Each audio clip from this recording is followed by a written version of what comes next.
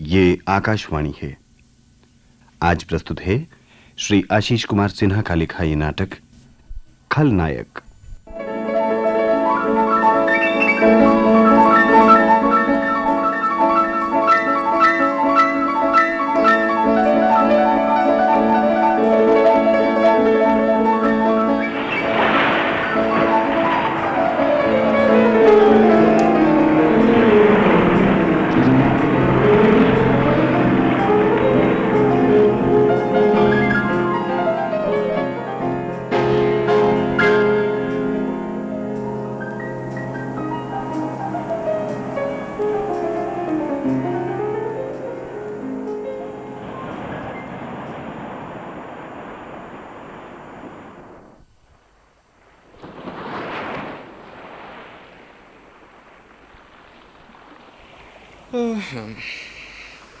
सुनीता, सुनीता, कहाँ खो गई थी? कुछ कहा तुमने? नहीं। मेरे पतिदेव नाराज हो गए? क्या मजाक है। मैंने कितनी बार कहा है कि पतिदेव जैसे घिसे पिटे और पुराने शब्दों का इस्तेमाल ना करो, यही ना? Strange, really. अच्छा तुम ही बताओ, इसमें नाराज होने की क्या बात है? तुम्हारा नाम है देव, मैंने नाम के आगे पति शब्द जोड़ दिया। I say stop it। तो आप खफकी में ही शादी की 5वीं सालगिरह मनाएंगे। अगर खफकी ही जाहिर करनी थी तो ये अपने फ्लैट में रहकर भी आप कर सकते थे। भागकर समुद्र के किनारे आने की क्या जरूरत थी? शादी की 5वीं सालगिरह, मुझे ये शादी की सालगिरह वगैरह एक मजाक लगता है। मुझे भी, सच कहती हूँ देव, मुझे भी ये सब अजीब सा लगता है ये 5वीं, 8वीं या 10वीं सालगिरह वगैरह 50वीं, 70वीं या 100वीं साड़ी है जिसे ओढ़कर हम थोड़ी देर खुश होते हैं। और ये खुशी सिर्फ एक दिखावा है। सब कुछ मोनोटोनस सा लगने लगता है जैसे हम कहीं रूटीन में उलझ कर रह गए। ऐसा क्यों होता है देव? प्रेम, प्यार, अनुराग एक बंधन में बंधकर एक दायरे के अंदर सिमट कर रह जाते हैं। कहीं कोई उतार चढ़ाव नहीं। हाँ, कहीं कोई उतार चढ़ाव नहीं। आज हम अपनी शादी की 5वीं सालगिरह मनाने यहाँ आए, पर लगता है इन 5 सालों में या तो मैं बूढ़ा हो गया हूँ, या तुम बूढ़ी हो गई हो, या रुको मत देव, कहते जाओ। या हमने अपने प्यार की हत्या की है। लेकिन हम पति पत्नी हैं, प्यार करना हमारा फर्ज है। फर्ज नहीं सुनीता, प्यार करना हमारी नियति है, डेस्टिनी है। यानी हमें प्यार करते जाना है अंतिम दिन तक, शायद कयामत तक। पगली, कयामत तक थोड़े हम जिंदा रहेंगे।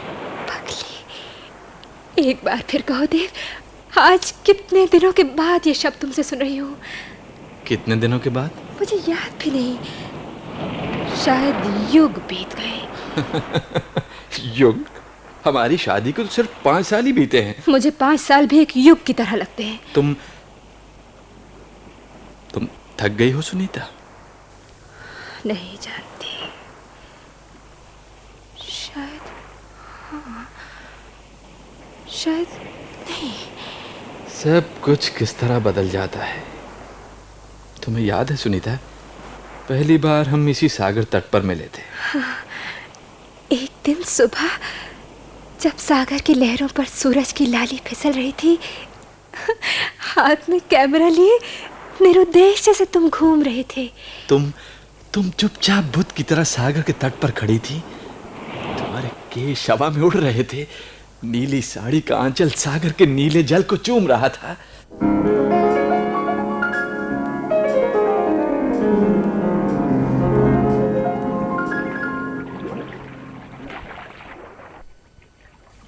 माफ कीजिएगा, मैं आपकी एक तस्वीर खींच सकता हूँ? जी। आपको अगर एतराज है तो माफी चाहता हूँ। आप अपना सवाल दोहराएंगे?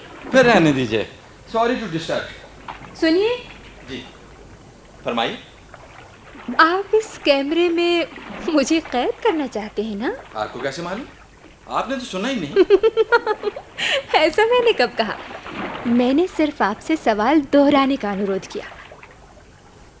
अरे रे, इजाजत के बगैर आपने क्यों मेरी तस्वीर खींची? मुझसे गलती हो गई।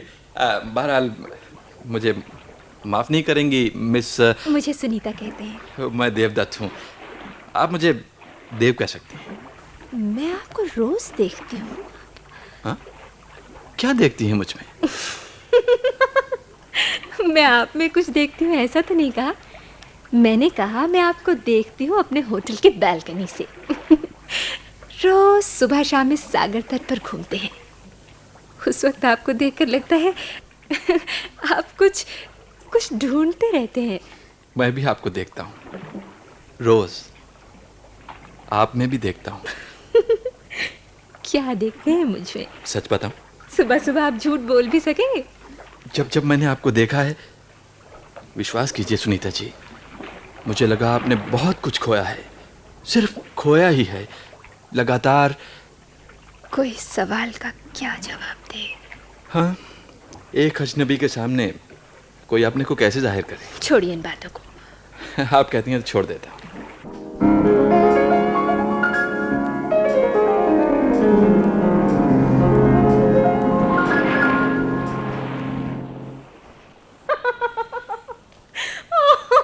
हाँ?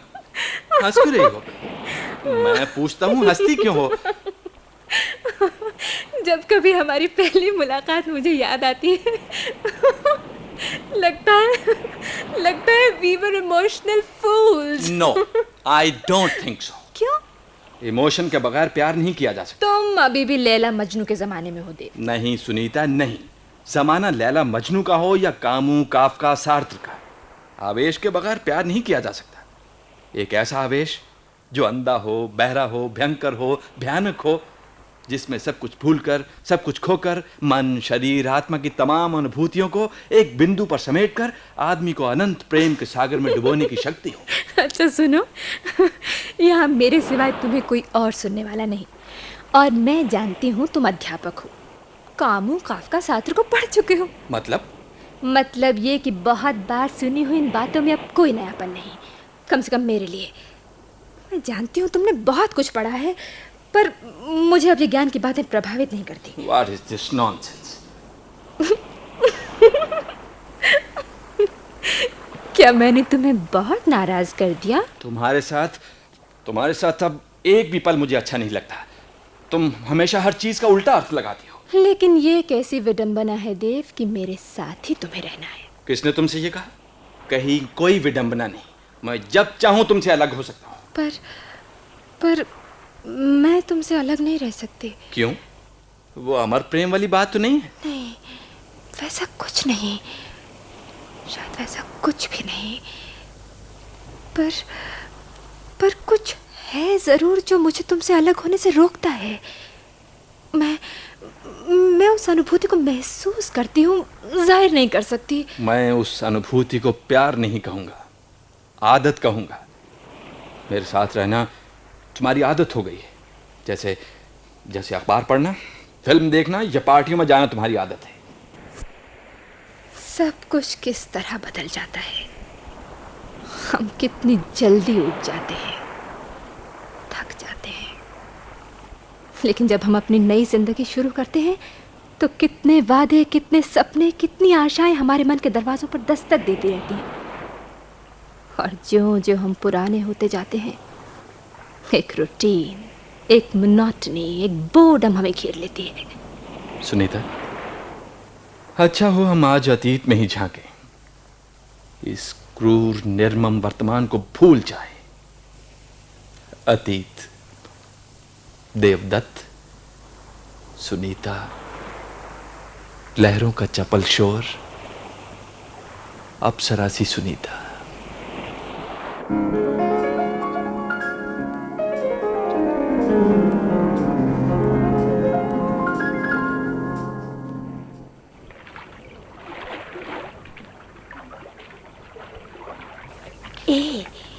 क्या देख रहे हो? नहीं जानती? पगली। देखो जी, अच्छा नहीं होगा। एक अच्छी भली लड़की को पागल बना रहे हो तुम। सुनीता, मेरे करीब आओ। क्यों? आओ ना, नाउ तो अच्छा जी, अभी बताता हूँ। की देव प्लीज, क्या कर रहे हो? छोड़ो ना देव, छोड़ो छोड़ो। तुम्हारी धड़कनों को पढ़ने की कोशिश कर रहा हूँ नीता। तुम ही तो बसे हो इन धड़कनों में देव। सुनीता, सुनीता। देव, मेरे देवदूत। अब कोई भी दूरी बर्दाश्त नहीं होती है। मैं तुम्हारे बगैर जिंदा नहीं रह सकूंगा। मुझे क्या हो गया है देव? जब जब तुम्हारे सीने पर सर रखती हूँ, तुम्हारी धड़कनों में समा जाती हूँ। अब तक मैं जिसे ढूंढ रहा था वो शायद मुझे मिल गई। अब तक मुझे जो कुछ नहीं मिला था अब मिल गया। उस दिन पहली मुलाकात के वक्त तुमने ठीक ही कहा था देव। मैं अब तक हारती चली आई हूं। ये सारे वादे, ये सारे ख्वाब किसी और ने भी मेरे साथ देखे थे। किसी और ने भी मुझे कहा था, सुनीता, तुम्हारे बगैर मैं जिंदा नहीं रह सकूंगा। पर वो जिंदा है और मेरे बगैर ही जिंदा है।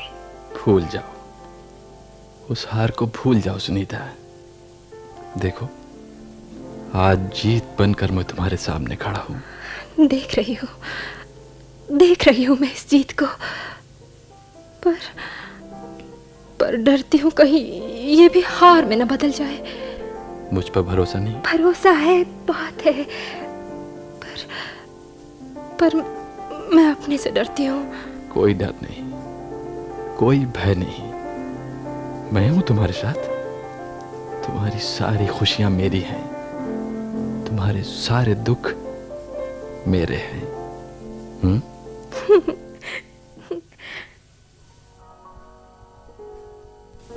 एक घर, छोटा सा, जिसकी दीवारें ईंट और पत्थर की नहीं बल्कि प्रेम, प्यार और अनुराग की बनी हो। वो घर मेरा होगा, वो घर तुम्हारा होगा, वो घर हम दोनों का होगा।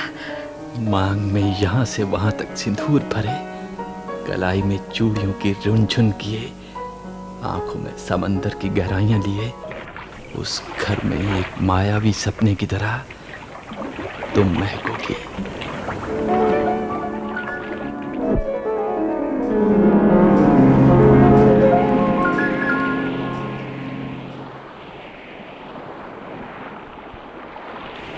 देव, देव। कुछ कहा तुमने?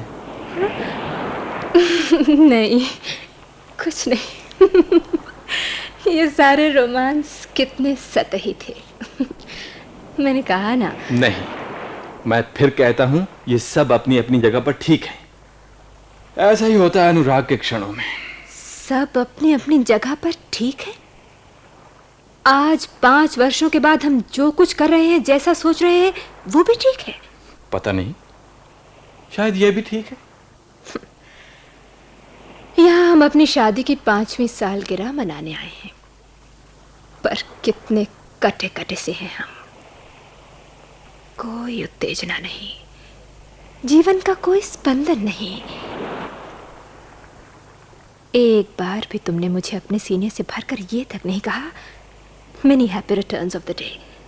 तुम्हें सीने में भरने की बात, तुम्हारी सांसों की महक में खो जाने वाली बात अब एक रूटीन बनकर रह गई है। तुम्हारे शरीर में भी अब कोई आकर्षण नहीं रहा। अब मेरे साथ भी यही बात फिर बैठती है। तुम्हारे दिल की धड़कनों में भी अब कोई तरन्नुम नहीं। फिर सीने में भरने वाली बात क्यों कही तुमने? मैं यानी it was just a formality. Just a formality? जी हाँ। आपको शक है? आओ मेरे करीब आओ। आओ ना। आओ। लो आ गई। भर लिया अब मैंने तुम्हें सीने में। अब मुझे क्या करना हो? कहो, many happy returns of the day. Many happy returns of the day. शादी की 5वीं सालगिरह मुबारक हो। तुम्हें भी। तुम्हें भी।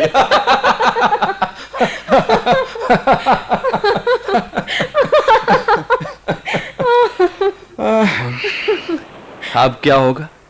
मतलब? 2-3 दिन तो इसी तरह गुजर गए, अभी 4 दिन और गुजारने हैं। कैसे गुजारें? Is it a problem? Yes, it's a problem. अतीत में झांक कर हमने 2-3 दिन गुजार लिए, बाकी बचे 4 दिन। 4 दिन और ये निर्मम वर्तमान, मेरा तो दम घुट जाएगा। चलो बंबई वापस चले। तुम दिन भर कॉलेज, दोस्त और कॉफी हाउस में मसरूफ रहना, और मैं दिन भर अपने फ्लैट की 4 दीवारी में घुट घुट कर वक्त बिताऊं। आइडिया, आइडिया, क्या? आइडिया। आओ ये 4 दिन हम एक नया खेल खेल कर गुजारें। कैसा खेल? नाटक। खुदा के लिए पहेलियों में बातें ना करो। भाई, हमारे जीवन में अब नया कुछ शेष नहीं रहा है, ठीक है ना? सपाट सा जीवन है हमारा। आओ इसमें खलनायक को लाएं। पागल तो नहीं हो गई? बिल्कुल नहीं। हमारे होटल के 17 नंबर कमरे में कोई लेखक महोदय रहते हैं ना, क्या नाम है उनका? हाँ, याद आया, Shri Arindam Banerjee. Is he handsome? Yes, he is handsome. उन्हें खलनायक बनाए, मैं नायक बन जाऊं और तुम नायिका। अभी जाकर उन्हें ये प्लान देता हूं। उन्हें एक प्लॉट की तलाश भी है, बस मजा आ जाएगा। क्या पागलों जैसी हरकतें करते हो? मजा आ जाएगा सुनीता, मजा आ जाएगा। तुम समझती नहीं हो, तुम वक्त बे वक्त उनके साथ घूमने निकलोगी, मैं रंगीले जासूस की तरह तुम दोनों का पीछा करूंगा, और जब वो तुम्हें लेकर भागना चाहेगा, मैं फिल्मी हीरो की तरह आसमान से टपक पड़ूं, उसे ललकारूंगा, फिर एक धांसू क्लाइमैक्स, जोरदार फाइट, और अंत में प्रस्थान। नायिका और नायिका बाहों में बाहें डाले, क्यों? ठीक है? और अगर उल्टा हो गया, यानी नायिका खलनायक के साथ ही चली गई, तो नायक महोदय हाथ मलते रह जाएंगे। हो ही नहीं सकता। नायक इज नायक, वो अपराज्य है, उसे कोई नहीं हरा सकता। चलो चलो अरिंदम को पकड़ें, आओ।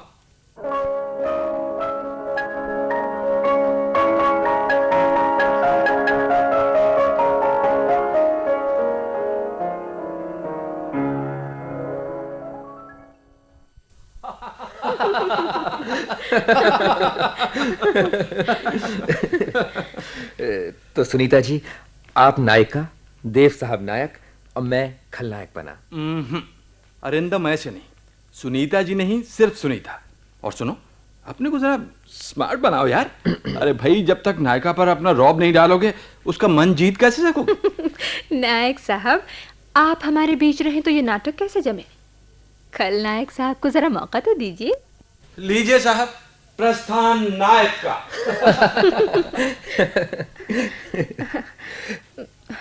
तो सुनीता, मैं खलनायक बनकर तुम्हारे सामने खड़ा हूं।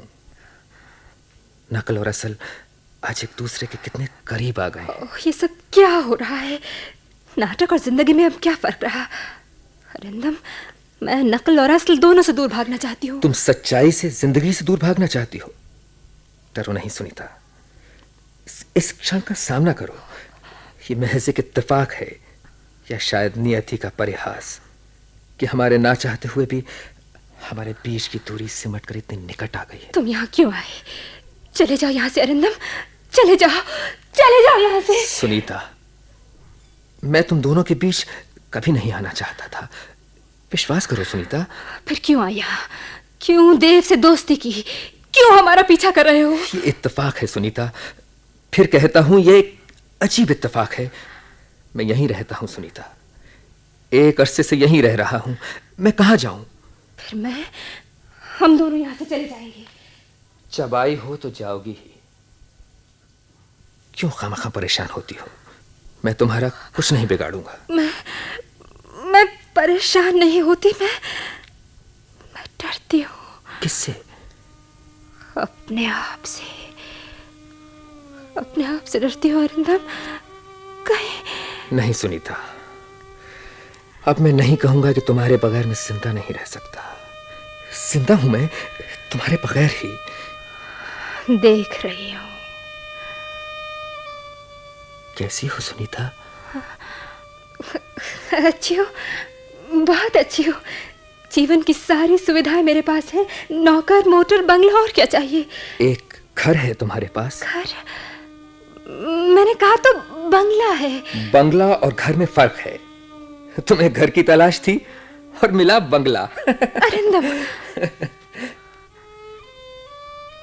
देव तुमसे प्यार करते हैं? तुम खलनायक बने हो, ये खलनायक का संवाद नहीं है। मैं खलनायक कभी नहीं बन सकता सुनीता। सिर्फ तुमसे 2 बातें करने के लिए मैंने खलनायक बनने का अभिनय किया। मेरे सवाल का जवाब दो। ये सब बहुत ही व्यक्तिगत बातें हैं। मैं पराये मर्द को ये सब नहीं कह सकती। अपना दर्द छुपा रही। मत करो ऐसी बातें अरिंदम, मत सुनाओ मुझे। मैंने सब कुछ मान लिया है। मैं जैसी हूं मुझे वैसे ही जीने दो। तुम खुश नहीं हो मुझसे मिलकर? बोलो सुनीता। अपने सीने पर हाथ रखकर एक बार अतीत के उस अरिंदम को देखो और कहो, हाँ हाँ मैं खुश हूं। यही सुनना चाहते हो ना तुम? ये कैसी खुशी है? तुम्हारी पलकें भीगी क्यों हैं? तुम नहीं समझोगे। एक तरफ 5 वर्षों की खुशी और एक और एक पल का आनंद। तुम्हें कौन सी चीज ज्यादा प्यारी है?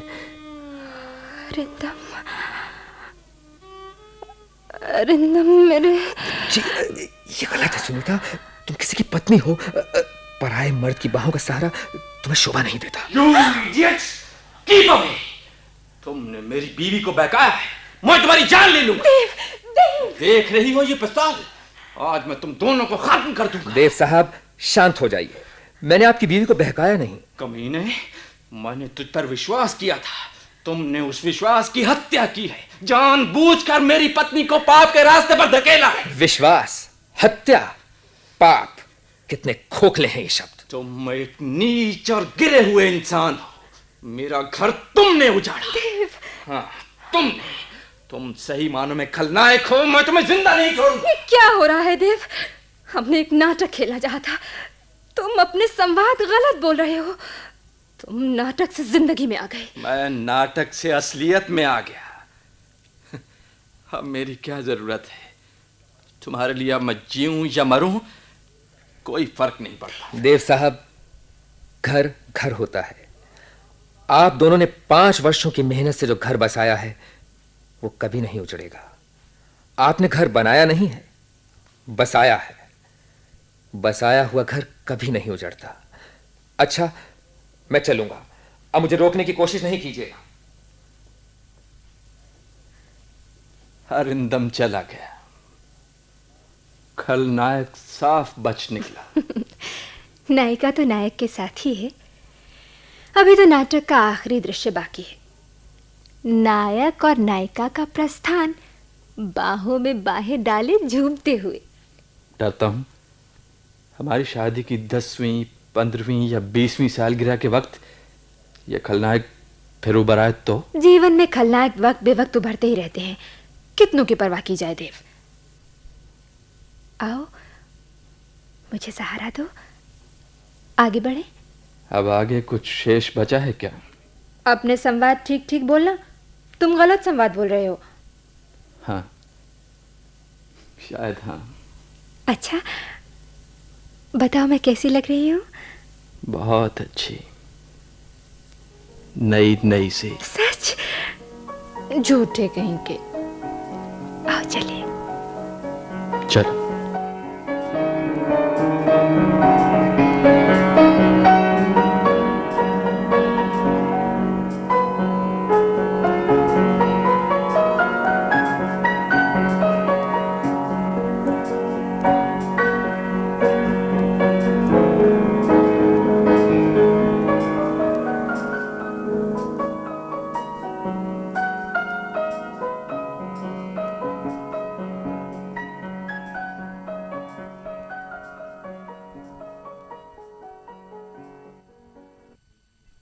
खलनायक। अभी आपने केंद्रीय नाटक एकांश द्वारा प्रस्तुत ये नाटक सुना। लेखक थे श्री आशीष कुमार सिन्हा और निर्देशक श्री दीनानाथ। ध्वनि संयोजन श्री कृष्ण कुमार नरूला और सुदर्शन कुमार ने किया। भाग लेने वाले कलाकारों का परिचय इस प्रकार है। देवदत्त श्याम अरोड़ा, सुनीता वीणा होरा, अरिंदम गणेश सेठ।